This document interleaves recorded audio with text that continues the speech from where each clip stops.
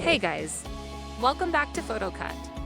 In today's video, we are going to see how to create round profile pictures using PhotoCut. Start by downloading the PhotoCut app using the link provided in the description below. After installing the app, open it to discover its numerous features. It's designed to boost your creative potential in ways you never thought were possible with a mobile app.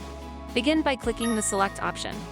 You will then have the option to choose an existing photo from your gallery or capture a new one. For this tutorial, I will use the same photo. Now PhotoCut's advanced AI technology takes over. It operates swiftly and efficiently, eliminating the need for any manual intervention on your part. And just like that, your image is cut out, leaving it ready for any creative endeavor you have in mind. However, PhotoCut's offerings don't stop there.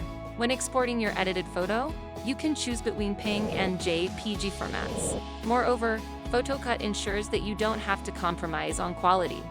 It allows you to select your preferred resolution to guarantee that your photo remains sharp and vibrant in any setting. That's all for today, and I'll see you in the next video.